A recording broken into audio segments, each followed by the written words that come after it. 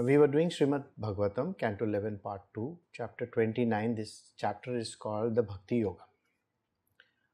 Yesterday we spoke about verse 33, up to 33.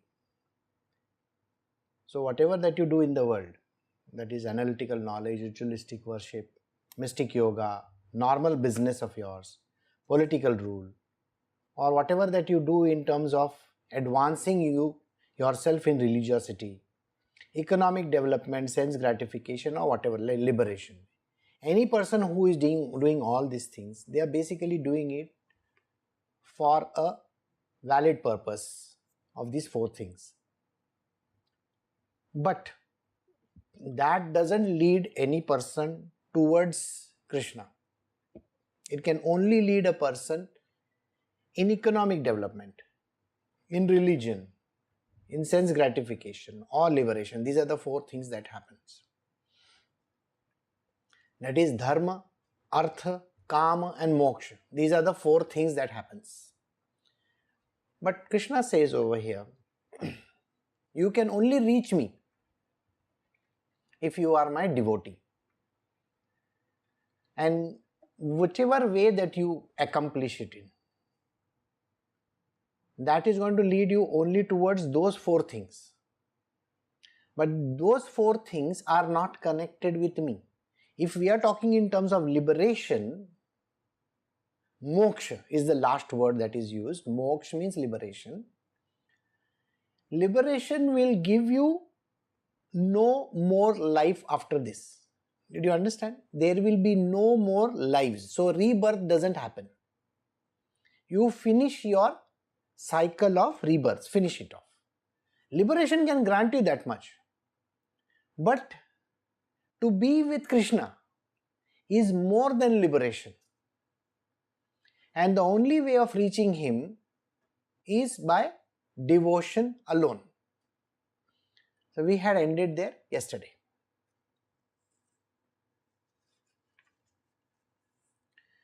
We are doing Srimad Bhagavatam, Canto 11, Part 2, Chapter 29, Verse 34. This is a chapter called Bhakti-yoga, a talk between Sri Krishna and Uddhava. Now, these are the final stages and Krishna is giving him the closing statements. So in the closing statement, Krishna had said, to reach me, that means to reach Krishna, the only path open to people is the path of devotion. And I had told you all yesterday that I am going to discuss about devotion in detail. It's very, very important to understand. So let me do the verse, let me read the verse out to you once again and tell you what it means.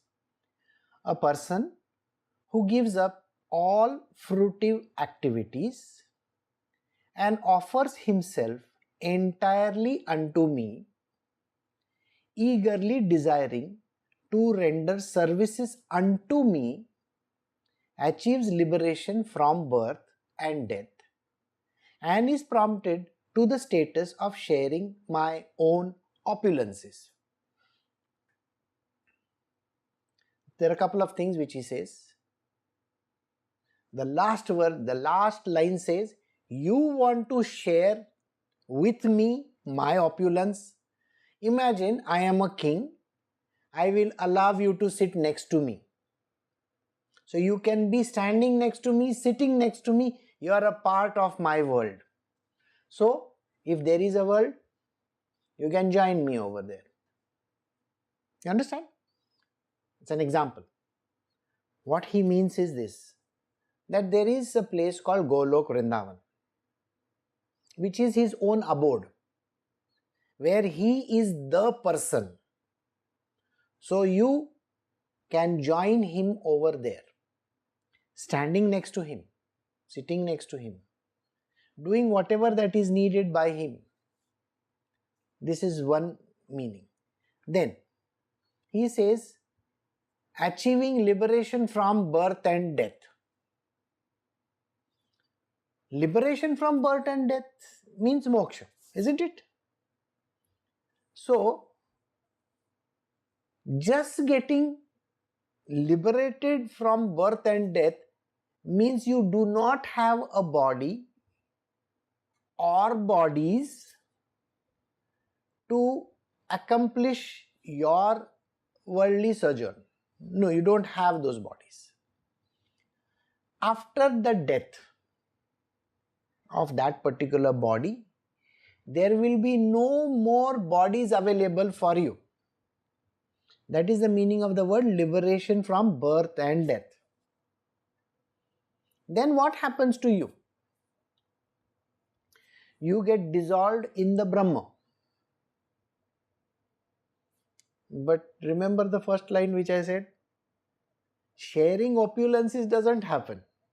So you want to share Krishna's domain and go with him over there, you have to go beyond liberation.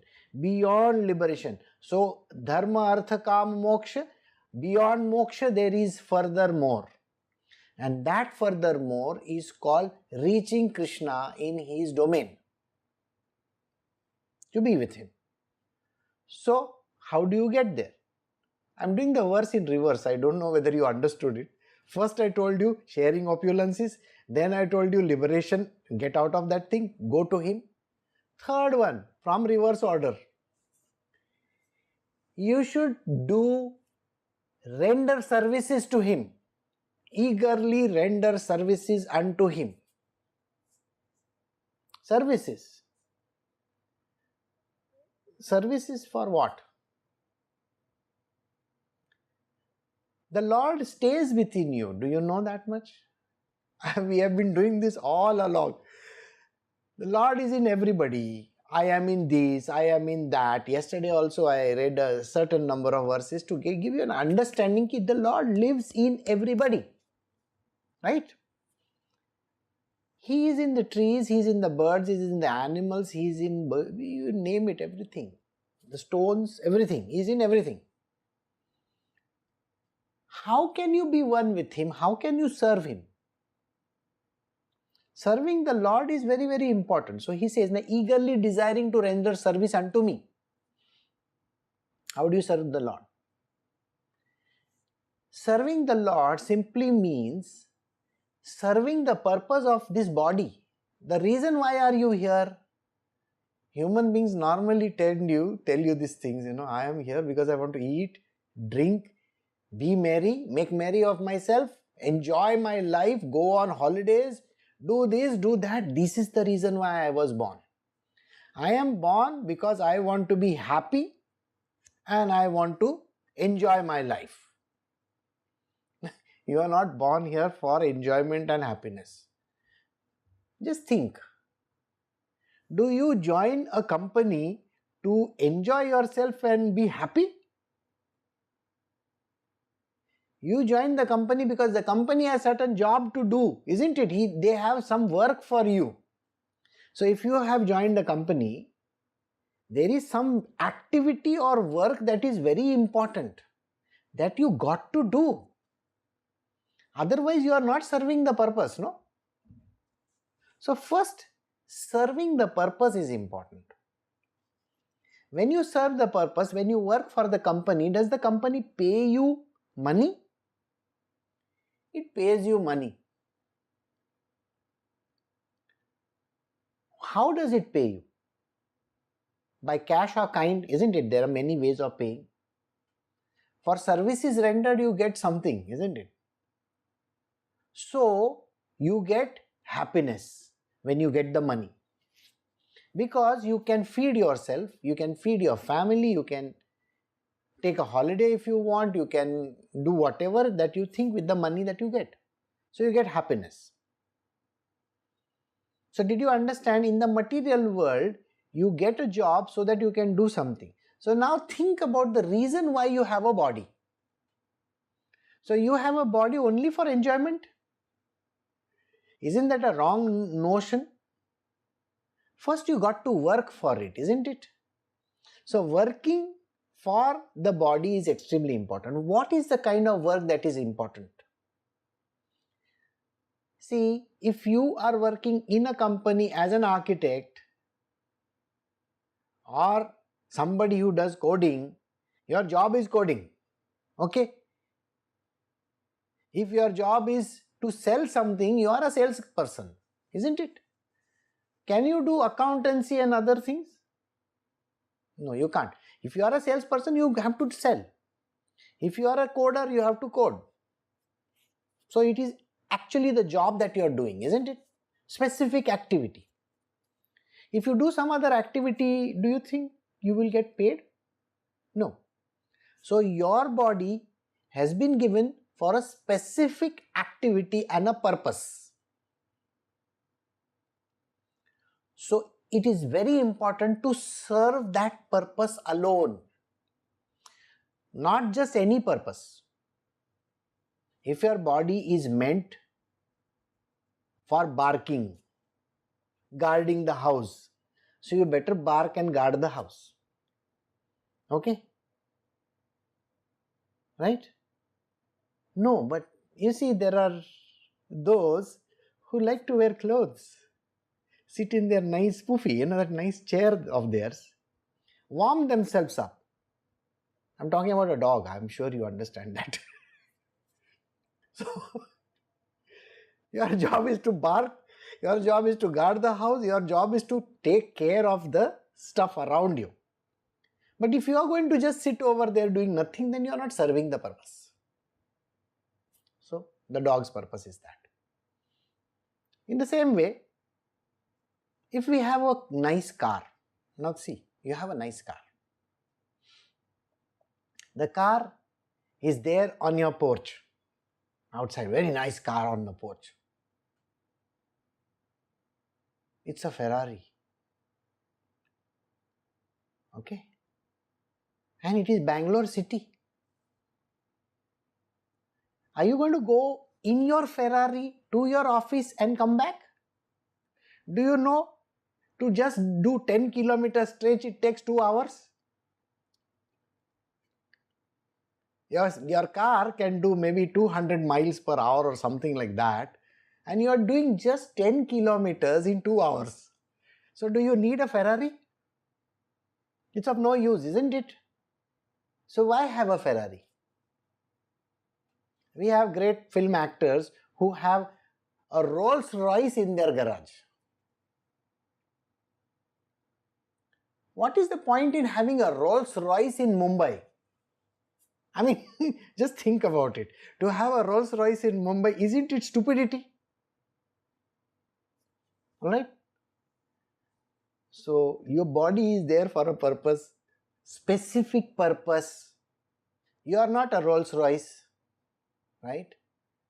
Rolls Royce, if there are kings and queens and all that, yes, they can go around in that. From one palace to another palace they can go. Yeah, everybody is going to, and then you can do like this to them. But what is the point in having those jewels or that Ferrari or that fancy thing?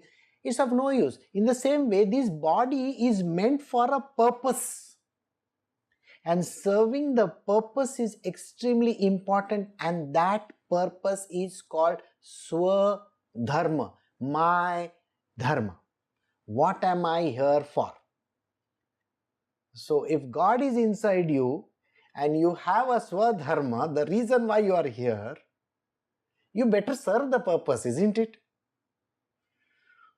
So serving the purpose is important.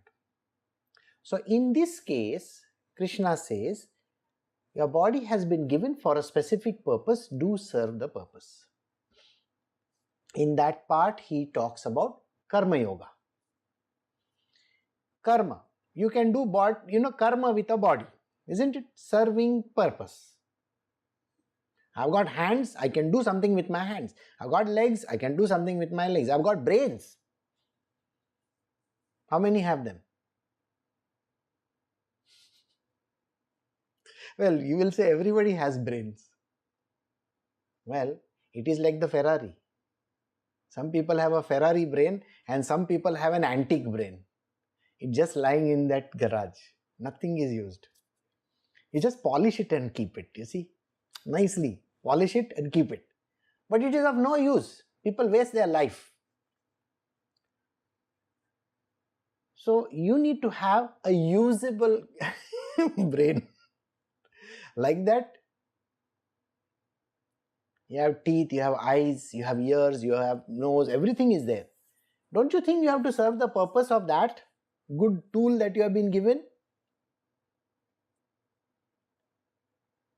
There are 3 Gandhijis, monkeys. I'm sure you know those 3 monkeys of Gandhiji.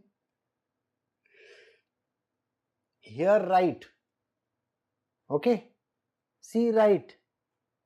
Speak right. Means what? अच्छा बोलो, अच्छा देखो, अच्छा सुनो. Just hear good stuff, see good stuff, and talk good stuff. This is called usage of the body. Misuse means you can hear all the wrong things in the world, you can see all the bad stuff in the world, and you can just speak whatever nonsense that comes to your mouth. So what is the point of your life then? The tools have been given for a good purpose, not a bad purpose. Right? So use them for a proper purpose alone. This clearly means something to every individual. Now, in this, did I say speak the truth? Did you hear me say these words? You are supposed to speak the truth? I never said that. I said the right purpose, the right thing, right purpose. Speak right things. Good stuff. Not the truth. I never said you should speak the truth. You can't go and tell the president of a country you are a bad man. Okay? Can you say that? You may say that is the truth. Can you speak those words? No, you cannot. Can you stand in front of Krishna and say, you run after girls? Can you say those words? You can't say those words, can you?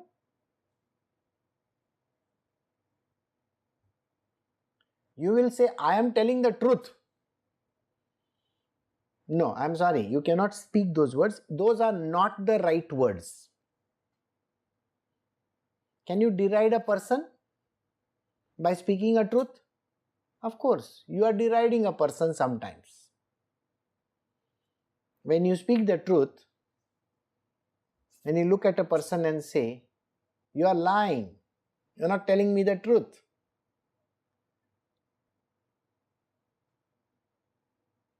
Suppose you are an adopted child.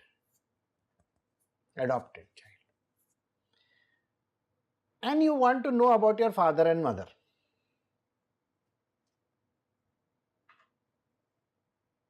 Then what happens to you? You want to know about your real father and mother, the one who has given you birth. Then what happens to you? I will tell you one story which I saw a few days ago. In that story, this man was giving an interview and he said, I wanted to find out about my father and mother. I am an adopted child and I have a very good family, by the way. I have some few brothers and sisters and all that. And I am very happy. But still that curiosity was there. I wanted to find out about my father and mother. And you know, there is a story called The Lion. I'm sure some of you have seen the movie called The Lion, in which the Patel, that person who acted in Slumdog Millionaire, he wants to find out his real parents. So he is in Australia, he is an adopted child, and he searches for his mother, and finally finds her. So this man in the interview says, I saw this movie called Lion and I thought I needed to find out about my mother and father. And he said, I googled, and after a very long time I realized who my mother and father are. So I wrote to my mother very eagerly, saying that I want to meet you and I would love to know you, blah blah blah, all those things. And he says, I was not ready for what was to happen. He got a legal notice from the mother's lawyers. After this, if you ever try to connect with her, we will sue you. Don't ever connect back with her. The obligation of a mother finished the day she has given you up for adoption. You are no longer a part of her world. It was the biggest shock of his life, and he didn't know what to do. So think about it. In your life, are you ready for truth? And truth can be so harsh. Then he was very much distraught. He didn't know what to do. But he continued to write to his father, not to his mother. And in that interview, they showed him with his father. The real father, you mean, the one who has given birth. I believe he has a lot of other, sisters and brothers from that side of the family. Even if you have such a mother, can you speak bad about her? You are not allowed.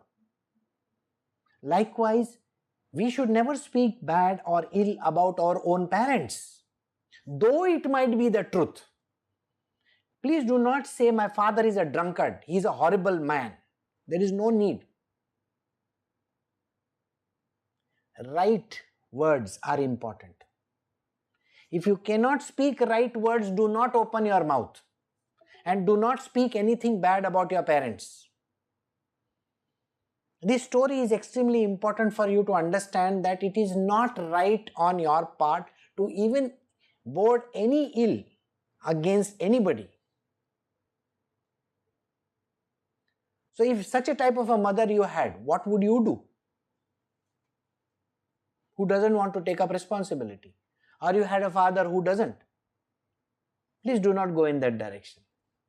There is no need to say anything bad about anybody in this world.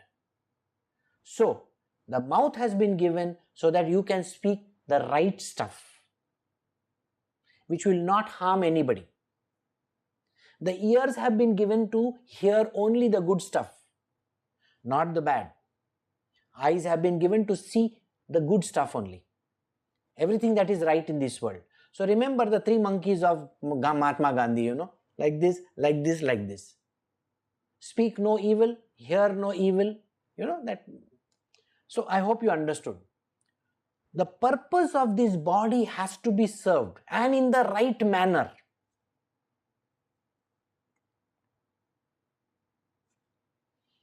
So, when you serve the purpose of this body, you are serving the Krishna inside of you. Did you understand? Does anybody understand the purpose? To understand the purpose of this body is very, very difficult.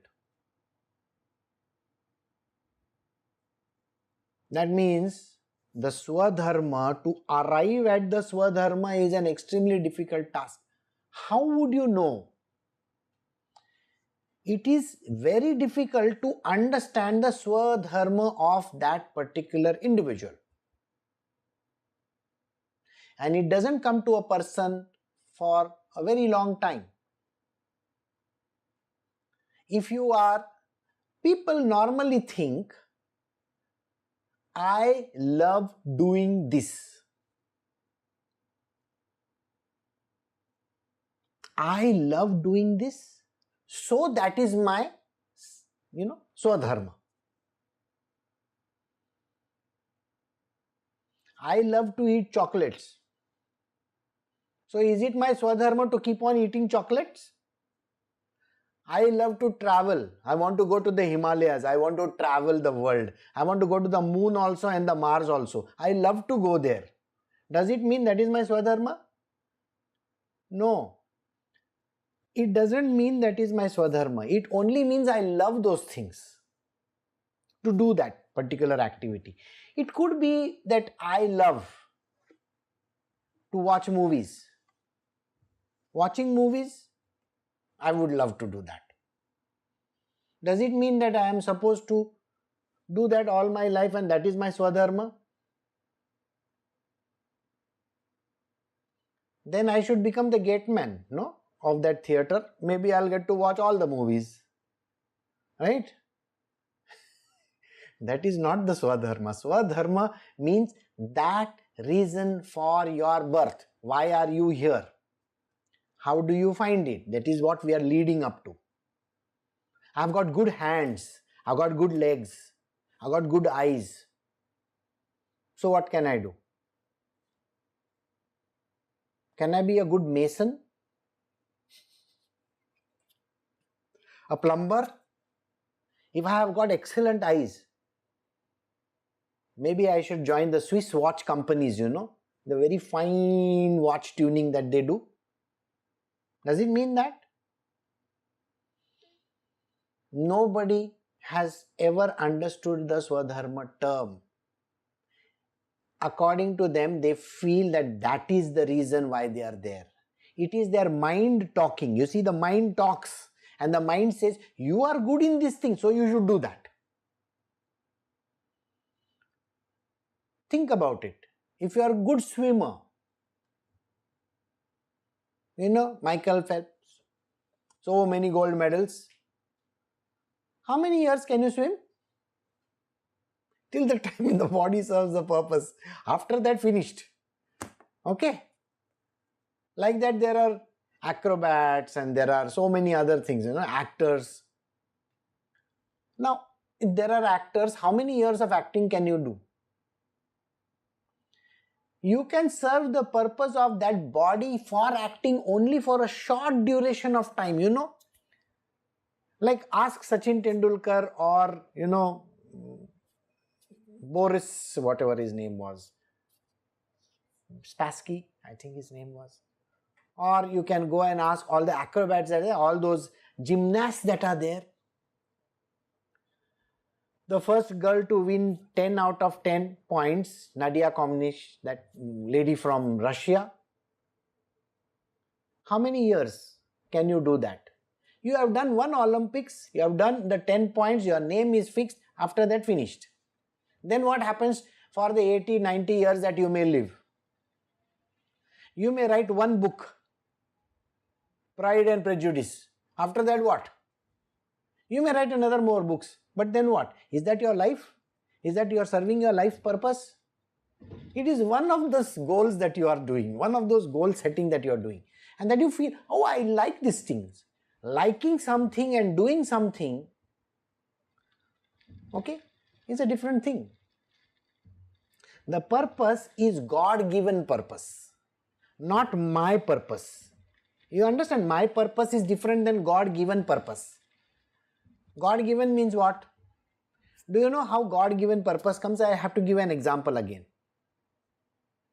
Let us say I am a king and I have various servants with me. The servant structure is there in the king's this thing. There is an ADC, okay, next to me. He is supposed to arrange all my stuff. There is someone who is there for arranging my stables. Stables, horses, tick, tick, tick. There is someone who looks after my jewelry. Someone who looks after the, my granaries, food, grains and other things. Someone who is a cook. Can I tell the cook to go and look after my jewels? No. So the king has specific jobs for specific people. And can you tell the king, I like to count and you have made me a cook. Okay, I am better at counting. So why don't you put me in your khajana, where they keep all the money. I love to count the coins and the king will say, I don't want you in that thing. I want you to cook for me. And that person says, the king doesn't like me doing this. No, maybe I should poison him one day. You can't do that. It's exactly the reason. You cannot go against the order of this universe. The universe has been made for a certain order. You will say, what order are we talking about? Have you seen all those animals which get slaughtered in the slaughterhouse? The chickens, the goats, those animals, the pigs. They are going to the slaughterhouse because they are meant for that. So the reason cannot be my body reason.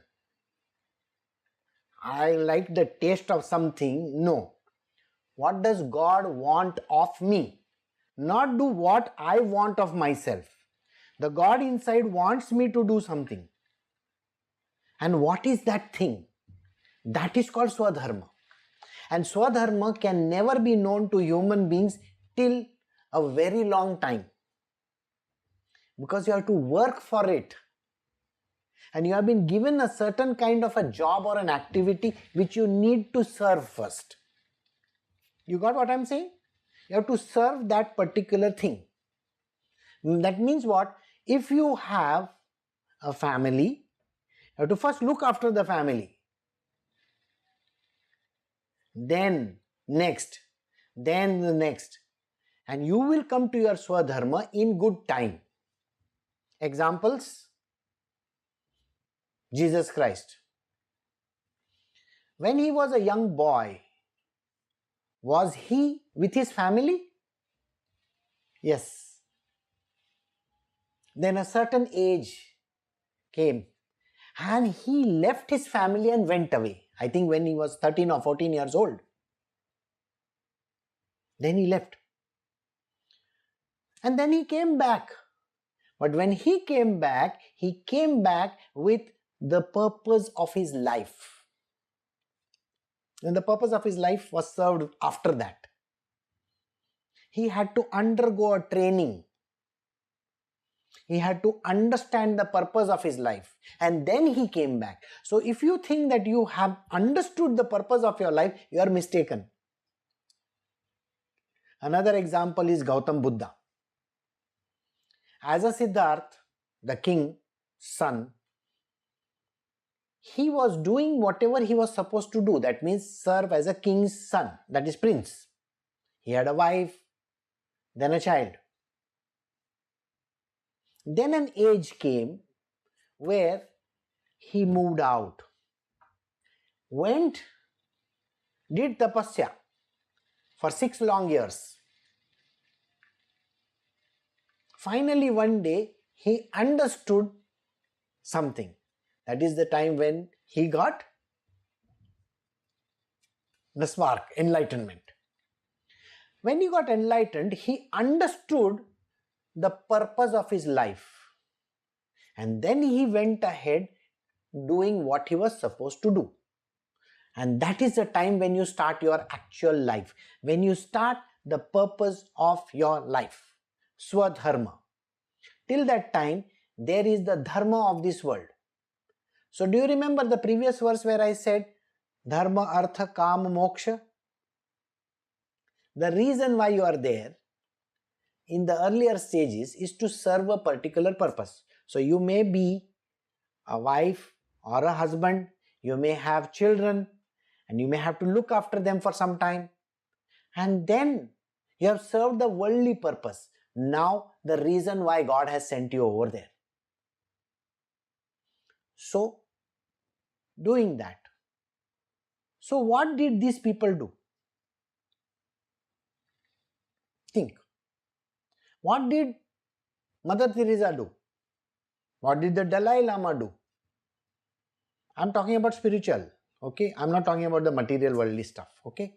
Because we are into spirituality, so I'm giving you only spiritual examples. So where Dalai Lama was a kid, he understood, I cannot be a simple kid.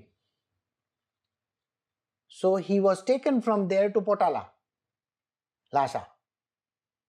There he was given many years of training.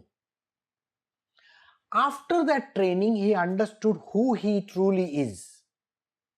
I am the Dalai Lama and I am supposed to handle this particular number of people. and I am here in this world to teach the world something. So after his training was over with his gurus, then he went out and did what was necessary. That is Dalai Lama. Mother Teresa. She was a simple human being who became a nun. Many years of working in different countries and in India, she understood the real meaning, why she was there. And then from that day onwards, she understood the real meaning of her birth. And she started doing that. So, it is not that you will come to know immediately what is your Swadharma. Swadharma comes after a long duration of sadhana. Sadhana is important. So you may be working for a company, you may be doing certain jobs, you may be having a family, you may be having children. It does not matter. That is your mundane material world. But what is important? What is important is to search for this identity. What am I here for? Eagerly desire to render service unto me. The God inside has to be served properly. So I hope you understood this verse. Now we come to the next part. Serving me has another meaning. Serving me means Krishna, the Almighty. So we move to the top portion of the line. A person who gives up all fruitive activities and offers himself entirely unto me. The first part which I said to you in the previous portion was serving the God inside, correct? So Swadharma is important. I hope you understood that. And then I told you serving Krishna means what? Now I am going to tell you what is the meaning of the word serving Krishna. Who is Krishna? In the previous verse I told you Krishna is that Almighty, Supreme Divine Consciousness, who lives in Golok Vrindavana, who comes with a particular purpose on this planet Earth for serving a certain cause, whatever the cause it might be. And he comes with an agenda. Our job is to ensure that we become a part and parcel of his opulence. Opulence means I want to be a part of his group. How do I become that? So in this verse, he is telling us how to become that. First, you have to give up your fruitive activities. Fruitive activities are in this material world. Now, all those examples that I gave you, Dalai Lama, Mother Teresa, Jesus, Buddha. Now more examples. Think. Sai Baba, Ramakrishna Paramahansa, Tukaram, Mirabai. Do you consider all these people as devotees? Of course you will consider them as devotees. They are devotees of God. And what did they do? Take them one by one. Tukaram was a shopkeeper. Did he continue doing that? No. Kabir was a weaver. Did he continue doing that? No. Mirabai was a princess. Did she continue remaining a princess? No. Ramakrishna Paramahansa was born in a small town, Kamarpukur. Did he stay there and become that? His brother was a pujari. Did Ramakrishna Paramahansa become a pujari in a temple? No. I have given you so many examples. These are devotees of God, devotees of Krishna, devotees of the divine. And they had to give up fruitive activities. Give up the fruitive activities. So Kabir left his thing, weaving. Tukaram had to leave his shop. He was no longer a shopkeeper. So devotion to the divine comes in a single pointedness. You cannot have multiple things going on.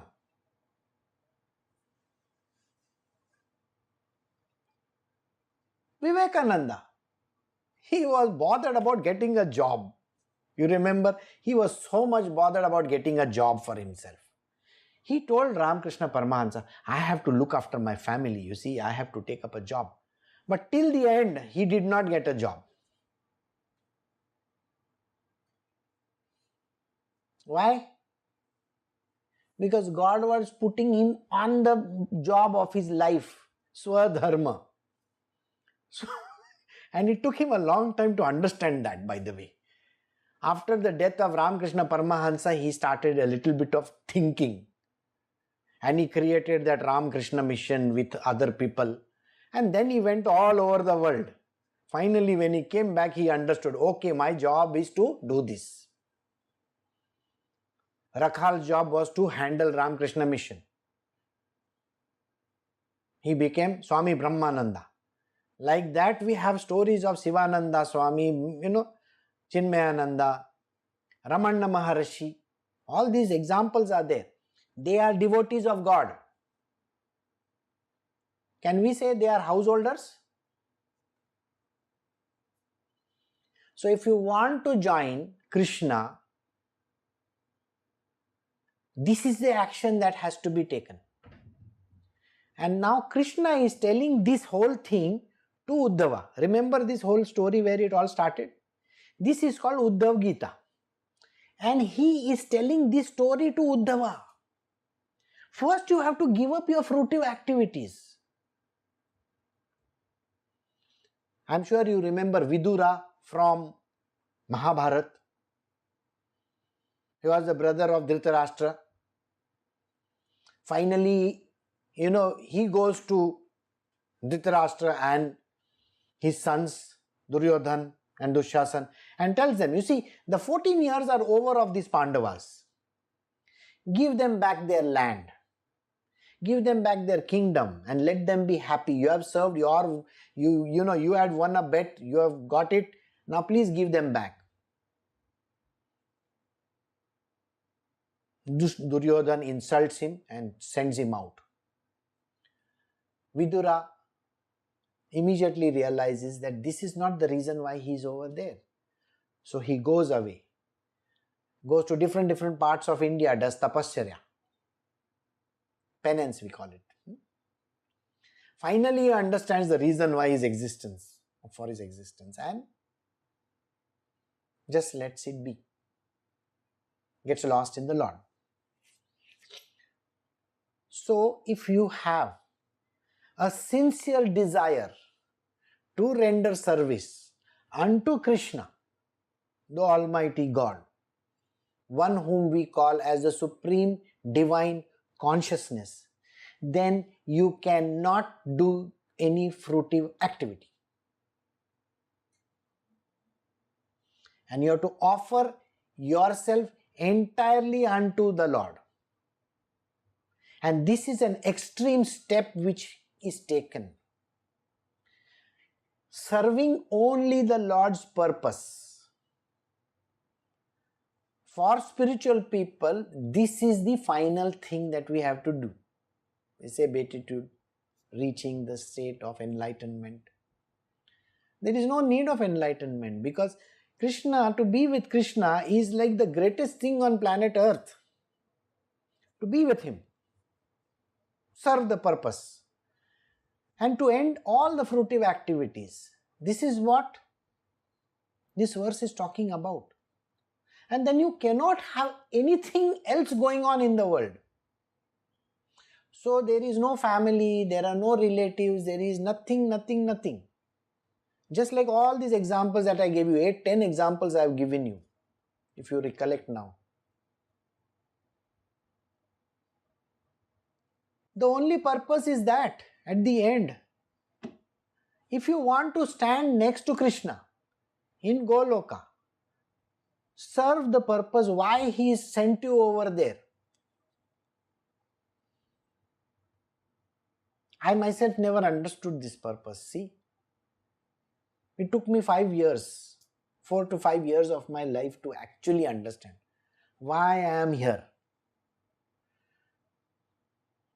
And it is 5 years starting from 2001 onwards till 2004, 5, 6. It is then that I understood what it is, why I am here. You think that understanding comes immediately? No. It doesn't come. And it took me many years after that to break out of that whole thing. And only do what is necessary. This is what I am supposed to do and this is what I have to do. Serving my purpose. I have to serve my purpose. So it took me a long time. It took Jesus a long time to understand his purpose. It took a long time for even Buddha to understand his purpose. It takes a long time for all the great people, including Dalai Lamas of this world, Ram Krishna Paramahansas of this world. They may be God incarnate. Please remember this. Jesus Christ, God incarnate.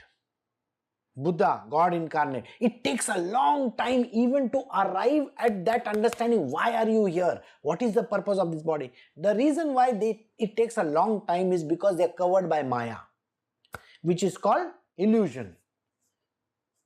The Supreme Divine Consciousness creates an illusion in this world. And to break out of that illusion and come out,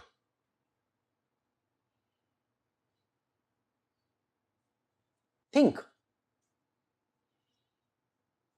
Some people say that, no, first I need money, then I will do this. It's not money. If money was the case, then Tukaram and all these people would have made a lot of money, kept it aside for their children, isn't it? They couldn't do. No, they couldn't do that. If it is reaching a status in life or having, houses and stuff like that, no, it is not that. You cannot think of that. It is called extreme renunciation. One day it comes to you and you leave everything and do only this. You end your fruitive activity. The extreme renunciation is what Krishna is talking about to Uddhava. Alright? So I will move to the next verse. I hope you understood what I said. If you are really a devotee of the Lord, then you have to give up all fruitive activities and offer yourself entirely unto Krishna. Eagerly desire to render service unto him only. Then you will have liberation from birth and death and you will be promoted to the status of sharing his opulence. Promoted to the status of sharing his opulence with him. I hope you got that verse. Sukdev Goswami said, hearing these words spoken by Lord Krishna and having thus been shown the entire path of yoga, Uddhava folded his hands to offer obeisance, but his throat choked up with love and his eyes overflowed with tears, so he could say nothing. All this lesson was for Uddhava. Uddhava is called kinsman. Kinsman? Somebody who is there with Krishna. The coterie. So, he couldn't utter a single word. Why? Because he was choking with emotion. When you choke with emotion, you don't have any words to say. You are quiet. He's understood something very unique. And that uniqueness is what? I have to be with Krishna. And I have to serve the purpose why he has brought me here. Which means I have to give up all fruitive activities and I have to offer myself completely at his feet and render only services to him. That is it. So, he folds his hand and he is choking with love and his eyes are overflowing with tears. Steadying his mind, which had become overwhelmed with love. Uddhava felt extremely grateful to Lord Krishna, the greatest hero of the Yadu dynasty. My dear King Parikshit, Uddhava bowed down to touch Lord's lotus feet with his head and then spoke with folded hands. First, you got to steady your mind. In devotion, your mind has to be at the feet of the Lord only. In devotion, there can be nobody in your mind, nothing, not even your problem in life, sitting like this, sitting like that. You have to have your mind only at the feet of the Lord. And it has to be filled with love alone. No ulterior motive whatsoever. Single pointed devotion and absolute love. Unconditional love. There can be nobody who can come between you and the divine. He felt extremely grateful to Lord Krishna because Lord Krishna had given him such beautiful knowledge about the divine, about himself, and he had shown him the path of devotion, how to reach him. He is the greatest hero of the Yadu dynasty.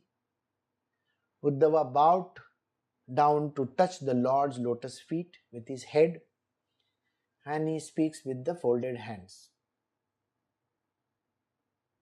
What does he speak? We'll do it next time. Okay?